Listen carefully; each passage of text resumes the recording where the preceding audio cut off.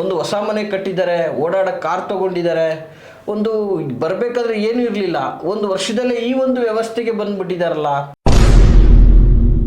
ಸೇಟುಗಳಾಗಿರ್ಬೋದು, ಮಾರ್ವಾಡಿಗಳಾಗಿರ್ಬೋದು, ಅಥವಾ ನಾನಾ ಒಂದು ಪಂಗಡಗಳಾಗಿರ್ಬೋದು, ಅವ್ರಿಗೆ ಮಾತ್ರ ಲಕ್ಷ್ಮಿ ಒಲಿಯುತ್ತಾ? ಲಕ್ಷ್ಮಿ ಅಂತಕ್ಕಂಥದ್ದು ಚಂಚಲೆ, ಅದು ಎಲ್ಲರ ಬಳಿಯಲ್ಲೂ ಬರ್ತಾಳೆ. ಬಂದಂಥ ಲಕ್ಷ್ಮಿಯನ್ನು ಉಳಿಸ್ಕೊಳ್ಳುವುದು ಕೂಡ ಒಂದು ಚಾಣಾಕ್ಷತೆ. ಈ ಸಾಮಾನ್ಯವಾಗಿ ಕುದುರೆ ಲಾಳ ಅಂದಿದ ತಕ್ಷಣ ಎಲ್ಲೋ ಮಾರ್ಕೆಟಲ್ಲಿ ಮಾರಾಟ ಮಾಡುವಂಥದ್ದಾಗಲಿ, ಅಥವಾ ಎಲ್ಲೋ ದೇವಸ್ಥಾನಗಳಲ್ಲಿ ಮಾರಾಟ ಮಾಡುವಂಥದ್ದಾಗಲಿ, ಇಂತಹದ್ದನ್ನು ಯಾವುದೇ ಕಾರಣಕ್ಕೂ ತರಬೇಡಿ. ನಮಸ್ತೆ ವೀಕ್ಷಕರೇ, ನಾನು ನಿಮ್ಮ ಮೈಸೂರಿನ ಶ್ರೀನಿವಾಸನ್. ಸಾಮಾನ್ಯವಾಗಿ ವೀಕ್ಷಕರೇ, ಇವತ್ತಿನ ದಿನ ನಾವು ಸಹ ಶ್ರೀಮಂತರಾಗಬೇಕು, ನಾವು ಸಹ ಹಣ ಮಾಡಬೇಕು, ನಾವು ಸಹ ಬೆಳಿಬೇಕು. ಇವತ್ತು ತುಂಬ ವರ್ಷಗಳಿಂದ ನಮ್ಮ ಜೀವನದಲ್ಲಿ ಬರೀ ದುಡಿಮೆನೇ ಆಗ್ತಾಯಿದೆ ಹೊರತು ನಾವು ಒಂದು ಸೇವಿಂಗ್ಸನ್ನು ಮಾಡೋಕ್ಕಾಗ್ತಾ ಇಲ್ಲ. ತಿಂಗಳಾಗ್ತಾ ಇದ್ದಂಗೆ ಮತ್ತೊಬ್ಬರ ಹತ್ರ ಕೈ ಚಾಚುವಂತಹ ವ್ಯವಸ್ಥೆ ಆಗ್ತಾಯಿದೆ. ಸಾಮಾನ್ಯವಾಗಿ ಹಣ ಯಾರಿಗೆ ತಾನೇ ಬೇಕಾಗಿರಲ್ಲ, ಒಂದು ಶ್ರಮದ ಫಲವಾಗಿರ್ತಕ್ಕಂಥದ್ದು ಅಂತ ಹೇಳಿದ್ರೆ ತಪ್ಪಾಗಲಿಕ್ಕಿಲ್ಲ. ನಾವಿವತ್ತು ಏನು ಕಷ್ಟಪಡ್ತೀವಿ ಅದ್ರ ಶ್ರಮದ ಫಲನೇ ಹಣ ಅಂತ ಹೇಳ್ಬೋದು ಅಂತ ತಪ್ಪಾಗಲಿಕ್ಕಿಲ್ಲ. ಹಾಗೆ ಇವತ್ತು ಯಾರೆಲ್ಲ ಪ್ರತಿನಿತ್ಯ ಕಷ್ಟಪಡ್ತಾ ಇದ್ದಾರೆ, ಮತ್ತು ಕಷ್ಟಪಟ್ಟೂ ಕೂಡ ಇವತ್ತು ಅವರು ಒಂದು ವ್ಯವಸ್ಥಿತ ಜೀವನವನ್ನು ಕಟ್ಕೊಳ್ಳೋಕ್ಕಾಗ್ತಾ ಇಲ್ಲ, ಅವರಲ್ಲಿ ಸದಾ ಒಂದು ಯಕ್ಷ ಪ್ರಶ್ನೆ ಕಾಡ್ತಾ ಇರುತ್ತೆ. ಏನಪ್ಪ, ನಮಗೆ ಬುದ್ಧಿ ತಿಳಿದಾಗಿಂದನೂ ಸಹ ನಾವು ಕಷ್ಟಪಡ್ತಾನೇ ಇದ್ದೀವಿ, ಸಂಪಾದನೆ ಮಾಡ್ತಾನೇ ಇದ್ದೀವಿ, ನಮ್ಮ ಭೋಗ ಭಾಗ್ಯಗಳು ಯಾವಾಗ ನಮ್ಮ ದರಿದ್ರಗಳು ವಿಮೋಚನೆಯಾಗಿ ನಾವು ಇಷ್ಟಪಟ್ಟಿದ್ದನ್ನ ಪಡ್ಕೊಳ್ಳೋಕ್ಕಾಗುತ್ತೆ, ಅಥವಾ ನಾವು ಒಂದು 4 ಕಾಸು ಅಂತ ಮಡಗಿ ಶ್ರೀಮಂತರಾಗೋದು ಯಾವಾಗ ಅನ್ನುವಂಥದ್ದು. ಸಹಜವಾಗಿ ನಿಮಗೆ ನಿಮ್ಮ ಅಕ್ಕಪಕ್ಕದ ಜನರ ಬೆಳವಣಿಗೆ, ಅಥವಾ ನಿಮ್ಮ ಊರಿಗೆ ಯಾರೋ ಹೊಸಬ್ರು ಅಕ್ಕಪಕ್ಕದವರು ಬಂದು ನೆಲೆಸಿ ಅವರು ಡೆವಲಪ್ ಆಗಿರ್ತಕ್ಕಂಥ ಒಂದು ವ್ಯವಸ್ಥೆ, ಇದನ್ನೆಲ್ಲ ಕಂಡಾಗ ಇದೇನು 4 ಜನ ಬಂದಿದ ತಕ್ಷಣ ಒಂದು ತಿಂಗಳು ಅಥವಾ ಒಂದು ವರ್ಷದಲ್ಲೇ ಈ ಲೆವೆಲಲ್ಲಿ ಡೆವಲಪ್ ಆಗ್ತಾ ಇದ್ದಾರೆ, ಇವರು ಒಂದು ಹೊಸ ಮನೆ ಕಟ್ಟಿದ್ದಾರೆ, ಓಡಾಡೋ ಕಾರ್ ತೊಗೊಂಡಿದ್ದಾರೆ, ಒಂದು ಬರಬೇಕಾದ್ರೆ ಏನೂ ಇರಲಿಲ್ಲ, ಒಂದು ವರ್ಷದಲ್ಲೇ ಈ ಒಂದು ವ್ಯವಸ್ಥೆಗೆ ಬಂದುಬಿಟ್ಟಿದ್ದಾರಲ್ಲ, ಹೇಗೆ ಇದೆಲ್ಲ ಸಾಧ್ಯ ಅಂತ ನೋಡಿ. ಈಗ ಎಕ್ಸಾಂಪಲ್ ಹೇಳಬೇಕಂದ್ರೆ, ಸಾಮಾನ್ಯವಾಗಿ ಇವತ್ತು ನಮ್ಮ ರಾಜ್ಯದಲ್ಲಿ ಬಹಳ ಬೇರೆ ಬೇರೆ ರಾಜ್ಯಗಳಿಂದ, ಅಂದರೆ ಬಿಹಾರ, ಒಡಿಶಾ, ರಾಜಸ್ಥಾನ್, ಹೀಗೆ ಸೇಟುಗಳಾಗಿರ್ಬೋದು, ಮಾರ್ವಾಡಿಗಳಾಗಿರ್ಬೋದು, ಅಥವಾ ನಾನಾ ಒಂದು ಪಂಗಡಗಳಾಗಿರ್ಬೋದು, ಬರ್ತಕ್ಕಂಥವ್ರು ಯಾವ ವಿಧದಲ್ಲಿ ಬಂದಿರ್ತಾರೆ, ಅವರು 1 ವರ್ಷ 6 ತಿಂಗಳು ಅನ್ನೋಷ್ಟರಲ್ಲಿ ಅವರ ಜೀವನದ ಶೈಲಿನೇ ಬದಲಾವಣೆ ಮಾಡ್ಕೊಂಬಿಟ್ಟಿರ್ತಾರೆ. ಆರ್ಥಿಕವಾಗಿ ಸದೃಢರಾಗಿರ್ತಾರೆ, ಅವರ ಸುತ್ತಮುತ್ತಲಿನ ಪರಿಸರ ಅವರ ಕಂಟ್ರೋಲಿಗೆ ತಗೊಂಡಿರ್ತಾರೆ, ಧನ ಧಾನ್ಯಾದಿಗಳಿಂದ ಸಮೃದ್ಧಿ ಹೊಂದಿರ್ತಾರೆ. ಹೇಗೆ ಅವ್ರಿಗೆ ಮಾತ್ರ ಲಕ್ಷ್ಮಿ ಒಲಿಯುತ್ತಾ ಅನ್ನುವಂತಹ ಪ್ರಶ್ನೆಯೂ ಸಹ ಸದಾ ಕಾಡ್ತಾ ಇರ್ತದೆ ನಿಮಗೆ. ನೋಡಿ, ಲಕ್ಷ್ಮಿ ಅಂತಕ್ಕಂಥದ್ದು ಚಂಚಲೆ, ಅದು ಎಲ್ಲರ ಬಳಿಯಲ್ಲೂ ಬರ್ತಾಳೆ, ಮತ್ತು ಎಲ್ಲರಿಂದನೂ ಹೋಗ್ತಾಳೆ. ಬಂದಂಥ ಲಕ್ಷ್ಮಿಯನ್ನು ಉಳಿಸ್ಕೊಳ್ಳುವುದು ಕೂಡ ಒಂದು ಚಾಣಾಕ್ಷತೆ.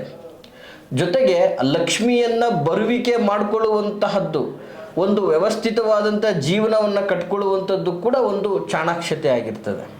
ಸಾಮಾನ್ಯವಾಗಿ ಇವತ್ತು ಮನುಷ್ಯ ಹಣದಿಂದಾಗಿಯೇ ಅವನ ಎಲ್ಲ ಥರದ ಒಂದು ಜೀವನದ ವ್ಯವಸ್ಥೆಯನ್ನು ಸಾಗಿಸಲಿಕ್ಕೆ ಸಾಧ್ಯ. ಮಕ್ಕಳ ಫೀಸ್ ಕಟ್ಟಬೇಕು, ಮಕ್ಕಳಿಗೆ ಓದಿಸ್ಬೇಕು, ಒಂದು ಮದುವೆ ಮಾಡಬೇಕು, ಅಥವಾ ಒಂದು ಮನೆ ಕಟ್ಟಬೇಕು, ಒಂದು ಸೈಟ್ ತಗೋಬೇಕು, ಇವೆಲ್ಲವೂ ಒಂದು ಕುಟುಂಬದ ವ್ಯವಸ್ಥೆ ಆಗಿರುತ್ತೆ. ಇದಕ್ಕೆ ಮೂಲ ಏನು? ಹಣವಾಗಿರ್ತದೆ. ಇಂತಹ ಹಣ ನಿಮ್ಮ ಬಳಿನೂ ಉಳಿಬೇಕು, ನೀವು ಮತ್ತೊಬ್ಬರಿಗೆ ಕೊಡುವಂಥ ವ್ಯವಸ್ಥೆಗೆ ಹೋಗಬೇಕು, ನೀವು 4 ಜನರಲ್ಲಿ ಹೆಸರನ್ನು ಸಾಧಿಸಬೇಕು, ಜೊತೆಗೆ ಈ ಹಣದಿಂದ ನಿಮ್ಮ ಸರ್ವ ವಿಧದ ಸುಖವನ್ನು ನೀವು ಪಡ್ಕೋಬೇಕು ಅನ್ನುವಂಥದ್ದಾದರೆ ನೋಡಿ ವೀಕ್ಷಕರೇ, ಸಾಮಾನ್ಯವಾಗಿ ನಮಗೆ ಕೇಳ್ತಾರೆ ಪ್ರಶ್ನೆಗಳನ್ನು, ಗುರುಗಳೇ ಬೆಳಗ್ಗೆಯಿಂದ ಸಂಜೆ ಗಂಟೆ ದುಡಿತೀನಿ, ದುಡ್ದಿದ್ದು ಬೆಳಗ್ಗೆ ಅನ್ನೋಷ್ಟರಲ್ಲಿ 1 ರೂಪಾಯಿ ಉಳಿಯೋದಿಲ್ಲ, 1000 ಇದ್ದರೂ ಸಂದೇಗ್ಲಾಯ, ಹಿಂಗಾಗ್ತಾ ಇದೆ ಪರಿಸ್ಥಿತಿ. ಯಾವ ಕಡೆಯಿಂದ ಹಣ ಬಂದರೂ ನಿಲ್ತಾ ಇಲ್ಲ, ಹಣ ಬರ್ತಾ ಇಲ್ಲ ಅಂತ ಅಲ್ಲ, ಬರ್ತಾ ಇದೆ, ಬಂದಿದ್ದು ಎಲ್ಲಿ ಹೋಗ್ತಾ ಇದೆ ಅಂತ ಗೊತ್ತಾಗ್ತಾ ಇಲ್ಲ. ಕೆಲವೊಂದು ವ್ಯಾಪಾರ ವಹಿವಾಟು ಜನ ಮಾಡ್ತಕ್ಕಂಥವ್ರು, ತುಂಬ ವ್ಯಾಪಾರ ಗುರುಗಳೇ, ಅಂಗಡಿ ನಮ್ಮಷ್ಟು ಜನರು ಯಾರು ಬರಲ್ಲ ನಮ್ಮ ಅಂಗಡಿಗೆ, ಬೇರೆ ಅಂಗಡಿಗೆ ಹೋಗೋದಿಲ್ಲ ಜನಗಳು, ನಮ್ಮ ಅಂಗಡಿಗೆ ಬರ್ತಾರೆ.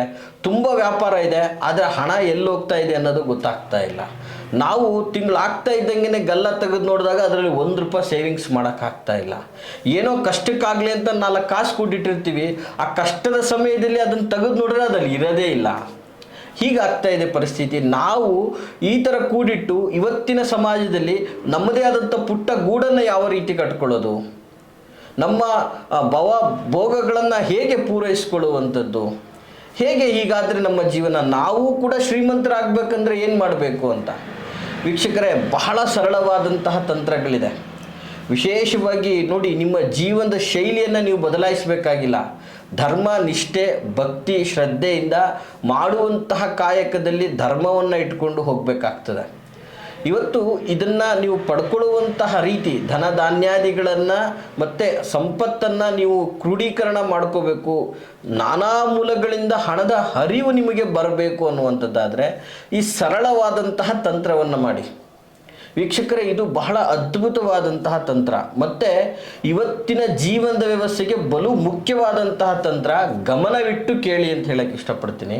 ಹಾಗೆ ಈ ತಂತ್ರವನ್ನು ನೀವು ನಿಮ್ಮ ಒಂದು ನೋಟ್ಬುಕ್ಕಲ್ಲಿ ಬೇಕಾದರೂ ನೀವು ನೋಟ್ ಮಾಡ್ಕೊಳ್ಳಿ. ಗೊತ್ತಾಗಲಿಲ್ಲ ಅಂದರೆ ಮತ್ತೊಂದು ಬಾರಿ ವಿಡಿಯೋನ ನೋಡಿ ಕೇಳಿ ಕರೆಕ್ಟಾಗಿ ತಿಳ್ಕೊಳ್ಳಿ ಅಂತ ಹೇಳಕ್ಕೆ ಇಷ್ಟಪಡ್ತೀನಿ. ವೀಕ್ಷಕರೇ ನೋಡಿ, ಈ ತಂತ್ರ ಬಹಳ ಸುಲಭವಾದಂಥದ್ದು. ಇದು ನಿಮ್ಮ ಮನೆಯಲ್ಲೇ ಮತ್ತು ಸಮಾಜದಲ್ಲೇ ಸಿಗುವಂತಹ ಪದಾರ್ಥಗಳಿಂದ ಮಾಡಿಕೊಳ್ಳುವಂತಹ ತಂತ್ರ. ಸಾಮಾನ್ಯವಾಗಿ ಒಂದು ಕೆಂಪು ವಸ್ತ್ರ, ಯಾವುದೇ ಬನಸಾರಿ ಅಂಗಡಿಗಳಿಗೆ ಹೋದರೂ ಕೂಡ ಒಂದು ಕೆಂಪು ವಸ್ತ್ರ ಕೊಡಿ ಅಂದರೆ ಒಂದು 20-30 ರೂಪಾಯಿದಲ್ಲಿ ತೆಗೆದುಕೊಂಡು ಕೊಡುವಂತಹ ವಸ್ತ್ರ. ಒಂದು ಕೆಂಪು ವಸ್ತ್ರವನ್ನು ತೆಗೆದುಕೊಳ್ಳಿ. ಜೊತೆಗೆ ಒಂದು ಕುದುರೆಯ ಲಾಳ. ನೋಡಿ, ಸಾಮಾನ್ಯವಾಗಿ ಕುದುರೆ ಲಾಳ ಅಂದಿದ ತಕ್ಷಣ ಎಲ್ಲೋ ಮಾರ್ಕೆಟಲ್ಲಿ ಮಾರಾಟ ಮಾಡುವಂಥದ್ದಾಗಲಿ ಅಥವಾ ಎಲ್ಲೋ ದೇವಸ್ಥಾನಗಳಲ್ಲಿ ಮಾರಾಟ ಮಾಡುವಂಥದ್ದಾಗಲಿ ಇಂತಹದ್ದನ್ನು ಯಾವುದೇ ಕಾರಣಕ್ಕೂ ತರಬೇಡಿ. ಯಾಕಂದರೆ ಇಂಥದ್ದನ್ನೆಲ್ಲ ತಂದು ಕೆಲವೊಂದು ತಂತ್ರಗಳನ್ನು ಮಾಡಿ ವಿಫಲರಾಗಿ ಕರೆ ಮಾಡಿರ್ತಕ್ಕಂಥವ್ರು ಸಹ ಇದ್ದಾರೆ ನಮಗೆ. ನೋಡಿ, ಯಾವಾಗಲೂ ಕೂಡ ಕುದುರೆ ಲಾಳವನ್ನು ಕುದುರೆಯ ಕಾಲಲ್ಲಿ ಹಾಕಿ ಅದು ಸವಿದು ಅದಾಗದೆ ಉದುರಿರ್ತಕ್ಕಂತಹ ಲಾಳವನ್ನು ತರಬೇಕು. ಸಾಮಾನ್ಯವಾಗಿ ಹಾಗಾದರೆ ಇಂಥದ್ದೆಲ್ಲ ಎಲ್ಲಿ ಸಿಗ್ಬೋದು ಗುರುಗಳೇ ಅನ್ನುವಂಥದ್ದು ಪ್ರಶ್ನೆ. ನೋಡಿ, ಎಲ್ಲಿ ಕುದುರೆಯ ಸ್ಟ್ಯಾಂಡ್ಗಳಿರ್ತದೆ, ಇವತ್ತು ಜಟಕಾ ಸ್ಟ್ಯಾಂಡ್ಗಳು ಅಂತ ಏನೇನು ಹೇಳ್ತೀವಿ, ಸಾಮಾನ್ಯವಾಗಿ ಇದನ್ನೆಲ್ಲ ನಾವು ಪಾರಂಪರಿಕ ನಗರಿ, ಐತಿಹಾಸಿಕ ನಗರಿಯಾದಂತಹ ನಮ್ಮ ಮೈಸೂರಿನಲ್ಲಿ ನೋಡ್ಬೋದು, ಹಾಗೆ ಶ್ರೀರಂಗಪಟ್ಟಣದಲ್ಲಿ ನೋಡ್ಬೋದು. ಕೆಲವು ಪ್ರವಾಸಿ ತಾಣಗಳಲ್ಲಿ ಈ ಕುದುರೆ ಸವಾರಿ ಮಾಡುವಂಥವರ ಬಳಿಯಲ್ಲಿ ಇದು ಖಂಡಿತವಾಗಿ ಸಿಗ್ತದೆ. ಇದನ್ನು ಯಾವುದೇ ಕಾರಣಕ್ಕೂ ಚೌಕಾಶಿ ಮಾಡದೆ ತೆಗೆದುಕೊಳ್ಳೋದು ಬಹಳ ಉತ್ತಮ. ಸೊ ಈ ಒಂದು ಕುದುರೆ ಲಾಳ ಜೊತೆಗೆ ಒಂದು ಮುಷ್ಟಿಯಷ್ಟು ಗೋರಂಜನ ಅಂಥೇಳಿ, ಇದು ಸಾಮಾನ್ಯವಾಗಿ ಎಲ್ಲ ದಿನಸಿ ಅಂಗಡಿಗಳಲ್ಲಿ ಸಿಗ್ತದೆ ಗೋರಂಜನ. ಹಾಗೆ ಒಂದು ಮುಷ್ಟಿಯಷ್ಟು ಲಾವಾಂಛನದ ಬೇರು. ಈ ಲಾವಾಂಛನದ ಬೇರು ಬಹಳ ಪ್ರಮುಖವಾದಂತಹ ಪಾತ್ರವನ್ನು ವಹಿಸುತ್ತೆ. ಈ ಇಷ್ಟು ಇಂಗ್ರೀಡಿಯೆಂಟ್ಗಳು ಸಾಮಾನ್ಯವಾಗಿ ಸಿಗುವಂತಹ ವಸ್ತುಗಳು, ಇದನ್ನೆಲ್ಲವನ್ನು ಸಹ ಈ ಒಂದು ವಸ್ತ್ರದಲ್ಲಿ ಹಾಕ್ಬಿಟ್ಟು ಈ 4 ವಸ್ತು ಇದ್ದರೆ ಸಾಕು, ಲಕ್ಷ್ಮಿ ಸದಾ ನಿಮ್ಮ ಮನೆಯಲ್ಲಿ ಸ್ಥಿರವಾಗಿ ನಿಂತ್ಕೊಳ್ಳಿರುತ್ತೆ. ಏನು ಗುರುಗಳೇ, ಈ 4 ವಸ್ತುಗಳಿಂದ ಸಾಧ್ಯನಾ? ಈ 4 ವಸ್ತುಗಳಿಂದ ಹೇಗೆ ನಾವು ಲಕ್ಷ್ಮಿಯನ್ನು ಬರಮಾಡಿಕೊಳ್ಬೇಕು ಅಂತಕ್ಕಂಥದ್ದು ನೋಡಿ, ಬಹಳ ಸಿಂಪಲ್ ಆದಂತಹ ತಂತ್ರ. ಈ 4 ವಸ್ತುಗಳನ್ನು ಕೂಡ ವಿಶೇಷವಾಗಿ ಅಮಾವಾಸ್ಯೆಯ ದಿನ ಒಂದು ಕಡೆ ಆ ಒಂದು ಕೆಂಪು ವಸ್ತ್ರದಲ್ಲಿ ಹಾಕಿ ನಿಮ್ಮ ಮನೆಯ ದೇವರ ಚಿತ್ರಪಟ ಅಥವಾ ನಿಮ್ಮ ಮನೆಯ ದೇವರ ಮುಂದೆ ಇಟ್ಟು ಭಕ್ತಿಯಿಂದ ಪ್ರಾರ್ಥನೆಯನ್ನು ಮಾಡಿ ಮುಂದಿನ ಅಮಾವಾಸ್ಯೆವರೆಗೆ, ಒಂದು ಅಮಾವಾಸ್ಯೆಯಿಂದ ಮುಂದಿನ ಅಮಾವಾಸ್ಯೆಯವರೆಗೆ ಈ ಎಲ್ಲ ವಸ್ತುಗಳನ್ನು ಆ ಕೆಂಪು ವಸ್ತ್ರದಲ್ಲಿ ಹಾಕಿ ಕಟ್ಟಿ ನಿಮ್ಮ ಒಂದು ತಿಜೋರಿ ಅಥವಾ ಗಲ್ಲಪೆಟ್ಟಿಗೆ ಅಥವಾ ನೀವು ಹಣವನ್ನು ಸಂಗ್ರಹಿಸಿಡುವಂತಹ ಯಾವುದ್ಯಾವುದು ಮೂಲಗಳಿದೆ ಆ ಒಂದು ಸ್ಥಳಗಳಲ್ಲಿ ಇದನ್ನು ಇಡುವುದರಿಂದ ನಿಮ್ಮ ಲಕ್ಷ್ಮಿ ಸ್ಥಿರವಾಗಿ ನಿಮ್ಮ ಹತ್ರ ನಿಲ್ತಾಳೆ. ನಿಮ್ಮ ಲಕ್ಷ್ಮಿ ಸ್ಥಿರವಾಗಿ ನಿಲ್ಲುವುದರಿಂದ ನೀವು ಶ್ರೀಮಂತರಾಗ್ಬೋದು. ಎಲ್ಲರ ಥರ ನೀವು ಕೂಡ ಆರ್ಥಿಕವಾಗಿ ಸದೃಢರಾಗಿ ಮುಂದೆ ಬರ್ಬೋದು ಅಂತ ಹೇಳಲಿಕ್ಕೆ ಇಷ್ಟಪಡ್ತೀನಿ ವೀಕ್ಷಕರೇ.